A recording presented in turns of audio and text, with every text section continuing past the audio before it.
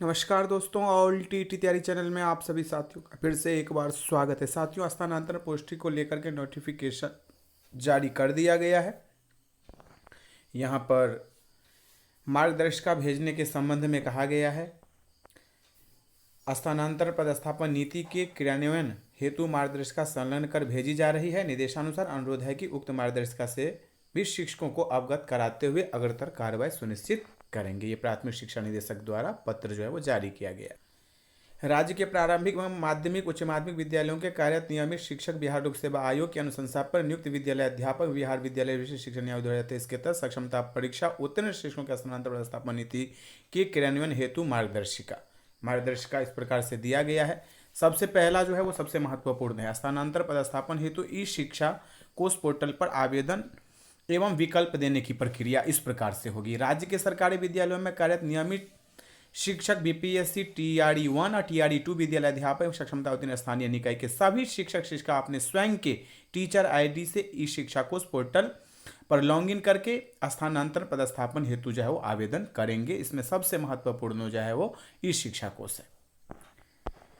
ई शिक्षा कोष पर लॉग इन के उपरांत डैशबोर्ड पर अंकित टीचर ट्रांसफर बटन को क्लिक करेंगे। तत्पश्चात पोर्टल के स्क्रीन पर बाईं तरफ 3 मेनू प्रदर्शित होगा। शिक्षक द्वारा ट्रांसफर पोस्टिंग के लिए जो एप्लीकेशन फॉर्म है वह भरा जाएगा और संबंधित शिक्षक के पंजीकृत मोबाइल पर ओटीपी जाएगा। जो पहले से आपका उसमें मोबाइल दिया गया है उस पर ओटीपी आएगा, उससे वेरीफाई हो जाएगा। तत्पश्चात संबंधित शिक्षक इस शिक्षा कोष पर उपलब्ध प्रोफाइल एवं वर्तमान पदस्थापन का विवरण स्क्रीन पर स्वतः प्रदर्शित हो जाएगा। जहां पर आप अभी काम कर रहे हैं वो खुल जाएगा अपने आप। ज्ञातव्य हो कि बिना ओटीपी के आवेदन नहीं कर सकेंगे। सबसे महत्वपूर्ण यहाँ पर यह है कि बिना ओटीपी का आप आवेदन नहीं कर पाइएगा। ये बिल्कुल ही शिक्षा विभाग ने कह दिया है। यदि शिक्षक नियमित अथवा बीपीएससी टीआरई 1 टीआरई 2 के विद्यालय अध्यापक हैं तो स्क्रीन पर क्या आप स्थानांतरण लेना चाहते हैं, प्रश्न के विरुद्ध हां अथवा नहीं में से किसी एक विकल्प का चयन करेंगे। तो एक को आप चयन करिएगा, नहीं करिएगा तो आपको नहीं जाना है, करिएगा तो जाना है। संबंधित शिक्षक द्वारा नहीं विकल्प के चयन की स्थिति में कोई अन्य सूचना नहीं मांगी जाएगी और उन्हें सीधे आवेदन को सबमिट करने का विकल्प प्राप्त हो जाएगा, वो कहीं नहीं जाएंगे। हाँ विकल्प चुनने की स्थिति में स्थानांतरण के लिए अनावश्यक सूचना जो है वो पोर्टल पर आपको भरना आवश्यक होगा। राज्य के सरकारी विद्यालयों में कार्य सक्षमता उत्तीर्ण स्थानीय निकाय के सभी शिक्षकों को अपने स्वयं के टीचर आईडी इस शिक्षा कोष पोर्टल पर लॉग इन कर स्थानांतरण पदस्थापन हेतु विकल्प भरना अनिवार्य है। इसके लिए जो सक्षमता उत्तीर्ण के लिए उनके लिए भरना बिल्कुल अनिवार्य है। विकल्प नहीं देने की स्थिति में उनके वर्तमान पदस्थापन स्थान को गृह जिला मानकर कहीं पर भी पदस्थापन कर दिया जाएगा। जो साथी हमारे कह रहे थे कि अब हम नहीं जाएंगे, तो देख लीजिए यहाँ पर आपके लिए अनिवार्य कर दिया गया है। आपको उसी विद्यालय को गृह जिला मान करके और अपने मन से शिक्षा विभाग कहीं भी आपको पोस्टिंग में भेज देगा। सक्षमता उत्तीर्ण शिक्षकों के लिए ये बड़ी अपडेट है। कह रहे थे कि हम नहीं जाएंगे, अब आपको जाना ही होगा, ये शिक्षा विभाग ने कह दिया है। सक्षमता उत्तीर्ण स्थानीय निकाय के शिक्षक शिक्षिका द्वारा लॉग इन करने के उपरांत सक्षमता परीक्षा का आवेदन संख्या एवं रोल नंबर स्क्रीन पर स्वतः प्रदर्शित हो जाएगा। सक्षमता उत्तीर्ण स्थानीय निकाय के सभी शिक्षक एवं नियमित शिक्षक बीपीएससी टीआरई 1 टीआरई 2 विद्यालय अध्यापक के इच्छुक शिक्षक द्वारा स्थानांतरण के विकल्प के अंतर्गत जेंडर लिंग एवं जो वैवाहिक स्थिति का ड्राफ्ट डाउन मेनू से सही विकल्प का चयन करना होगा। ये आप देख लीजिए, जो भी है आप लोगों को यहाँ पर देना अनिवार्य है। तत्पश्चात विभागीय संकल्प संख्या भी दिया गया है।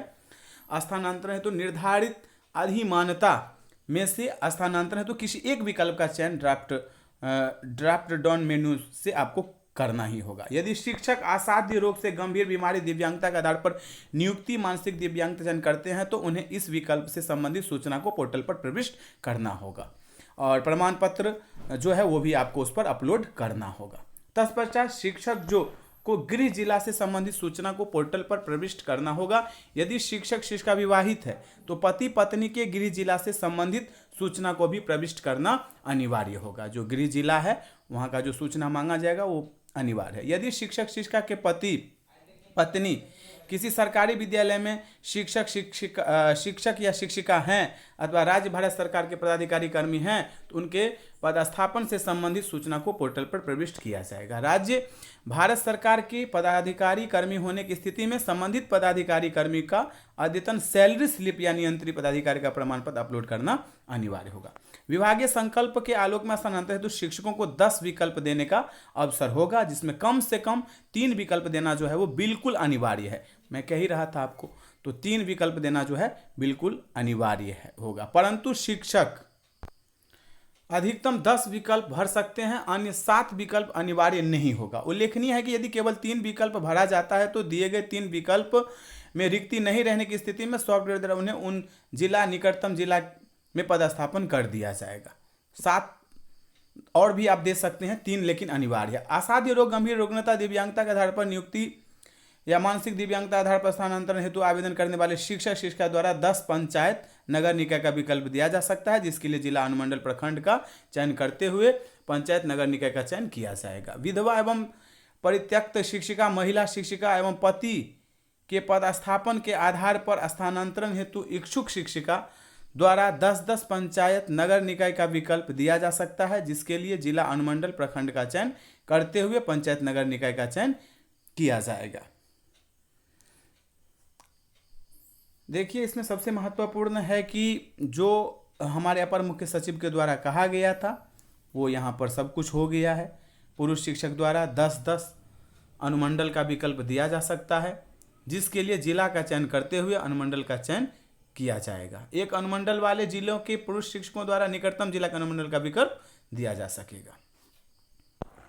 जो आपने सूचना भरा है सबको वहाँ पर जो है ठीक से देखने के बाद अपना सेव कर लेंगे। तत्पश्चात संबंधित शिक्षक शिक्षिका द्वारा स्वघोषणा हेतु स्क्रीन पर अंकित चेक बॉक्स को भी टिक करना होगा। ये जो भी है मैं इसको सबको कम्युनिटी में डाल दिया हूँ, वहाँ पर जा करके आप देख लीजिएगा। इसमें सबसे महत्वपूर्ण ये है कि जो 10 विकल्प था वो वही रह गया, इसमें कोई जो है सुधार नहीं किया गया।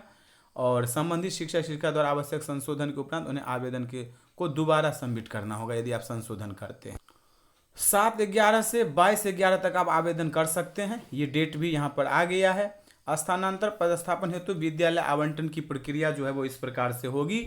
लगातार जो है जो आप पहला ऑप्शन देंगे वहाँ से शुरू किया जाएगा, यहाँ रिक्ति होगा तो वहाँ मिल जाएगा, दूसरा देंगे तो दूसरा में, तीसरा देंगे तो तीसरा में, यानी कि लगातार ये क्रम जारी रहेगा जब तक आपको विद्यालय नहीं मिल जाता है। इसके लिए यहाँ पर उदाहरण भी दिया गया है, तो इसको बताने की कोई आवश्यकता नहीं है। सॉफ्टवेयर के माध्यम से विद्यालय आवंटन की कार्रवाई दिसंबर 2024 के तृतीय या चतुर्थ सप्ताह में कर दी जाएगी और जनवरी में आप जा करके योगदान करेंगे। ये भी यहाँ पर डेट आ गया है। जनवरी 2025 में शिक्षकों द्वारा अपने आवंटित विद्यालय में योगदान करना सुनिश्चित किया जाएगा। सभी सक्षमता उत्तीर्ण स्थानीय निकाय शिक्षक जिन्हें विद्यालय में योगदान के उपरांत विशिष्ट शिक्षक का दर्जा प्राप्त होगा, उन्हें विद्यालय में योगदान की तिथि से विशिष्ट शिक्षक का जो है वेतन प्राप्त होगा। नहीं करिएगा तो नहीं होगा। देखिए बड़ी दिक्कत हो गया है, किसके लिए? तो जो सक्षमता उत्तीर्ण किए हैं उनके लिए। अब आगे जो भी होगा आप सभी को अपडेट देता रहूँगा। वीडियो को ज़्यादा से ज़्यादा शेयर कीजिएगा, चैनल को सब्सक्राइब करके एकजुटता का परिचय जरूर दीजिएगा। अभी के लिए इतना ही, फिर मिलते हैं अगले वीडियो में। धन्यवाद साथी।